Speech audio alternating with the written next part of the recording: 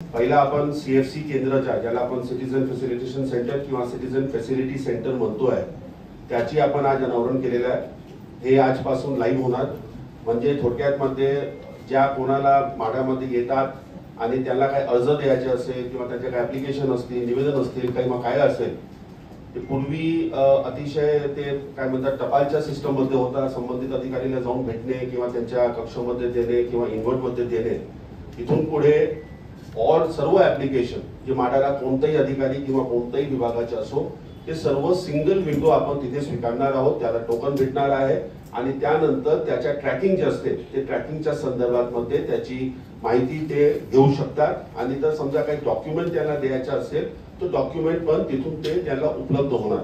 दुसरा जे आपण आज उद्घाटन केलेलं आहे ते म्हणजे आपला व्हिजिटर मॅनेजमेंट सिस्टम।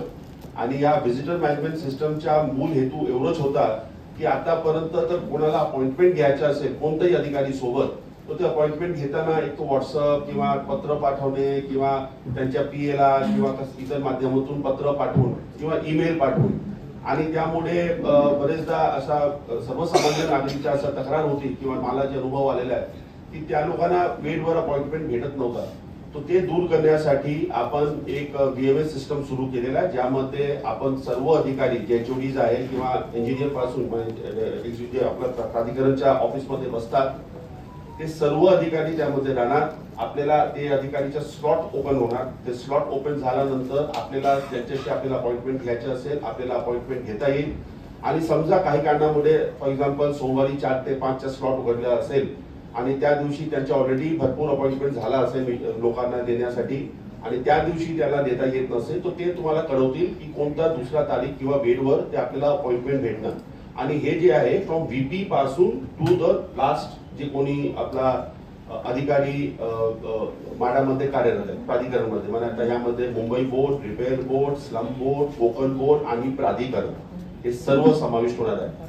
त्याचा एक दुसरा भाग म्हणून आपण हे केलेला आहे की जसं आपला एअरपोर्ट मध्ये डिजी यात्रा आहे तो त्याच धर्तीवर आपण डिजी प्रवेश हे आपण एक माडाच्या डिजी प्रवेश आपण एक नवा संकल्पनाची सुरुवात केलेली आहे। याच्या थोडक्यात मध्ये असं आहे की आपल्याला वन टाइम रजिस्ट्रेशन त्यामध्ये करावं लागेल। आपला KYC द्वारे जे आपल्याला डिजी लॉकरच्या जे आपलं डॉक्युमेंट आहे आधार किंवा आपला पॅन कार्ड असतील आणि त्यामध्ये फेस रेकग्निशन सिस्टम आहे, बायोमेट्रिक्स पण आपण कदाचित आज सुरू केलेलं आहे त्यामध्ये किंवा बायोमेट्रिक्स आपण नंतर आणणार आहोत। आणि एकदा तुमच्या ते रजिस्ट्रेशन झाला आणि तुमची अपॉइंटमेंट असेल तर त्या जे स्पेशल गेट आहे प्रवेशसाठी त्या स्पेशल गेट मध्ये आपण आपला टोकन घेऊन तर आला त्या डिजी प्रवेशच्या तो फक्त कॅमेराच्या समोर जसं आपण एअरपोर्ट मध्ये असतो तसं कॅमेराच्या समोर आपण उभे राहिला तो ऑटोमॅटिकली गेट उघडणार। म्हणजे थोडक्यात मध्ये जे पूर्वी रांग लागायची बाहेर त्यांच्या मात करण्यासाठी आपण हे उपक्रम केलेला आहे। So basically on the CM war रूमच्या धर्तीवर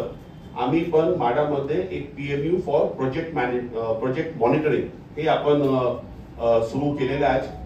चौथा जे आहे की आपण एक डिजिटल ट्रान्सफॉर्मेशन ऑफ माडा, तो या डिजिटल ट्रान्सफॉर्मेशन आणि ज्याला आपण म्हणतो आहे की आपला ओव्हरऑल कामकाज मध्ये आपला काय सुधार करता येईल त्यासाठी आपण एक नवा एक एजन्सीला आपण सिलेक्ट केलेला आहोत। त्याची सादरीकरण मी नंतर करेल, पण त्याचा मूळ हेतू जे आहे त्या जे कक्ष आहे ते आउटसोर्स केलेला आहे आपण। त्या कक्षाच्या जे आहे ते पॉलिसी चेंजेस किंवा अफोर्डेबल हाऊसिंग किंवा रेंटल हाऊसिंग हे जे घटक आहे या घटकामध्ये आपल्याला कसं ते जास्त युनिट्स निर्मिती करता येईल।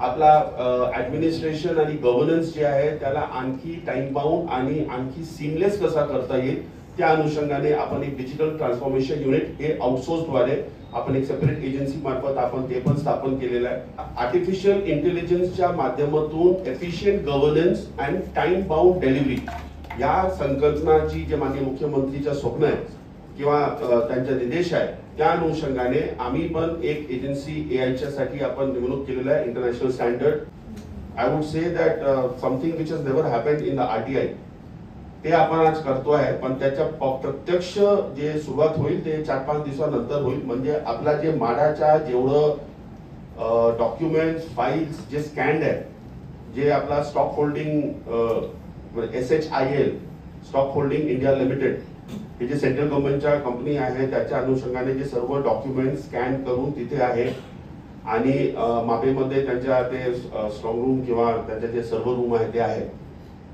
आपण एक 3 दिवसानंतर किंवा 4 दिवसानंतर आपण ते लिंक फॉर ऑल माडा फाइल्स, ऑल माडा डॉक्युमेंट्स, बारिंग सम लीगल किंवा असा जे काही सेन्सिटिव्ह असेल ते वगळून हे सर्व डॉक्युमेंट म्हणजे सुमारे 15 कोटी डॉक्युमेंट पब्लिक डोमेन मध्ये उपलब्ध होणार. हे आपण व्हॉलंटरी करत असल्यामुळे आम्ही फक्त त्यामध्ये एक इनबिल्ट मेकॅनिझम करतोय, ज्यामध्ये जे कोणी डॉक्युमेंट बघायचे असेल त्यांना त्यांच्या रजिस्ट्रेशन करावं लागेल एक केवायसी धर्तीवर.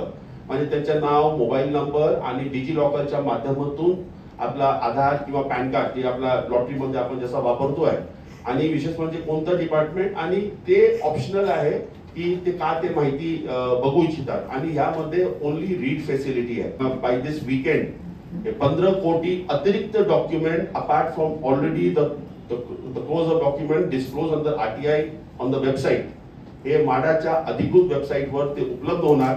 आणि त्याचाही भाग म्हणून आज आपण आपला माडाच्या अतिशय इंटरॅक्टिव्ह वेबसाईटच्या आपण उद्घाटन पण केलेलं आहे.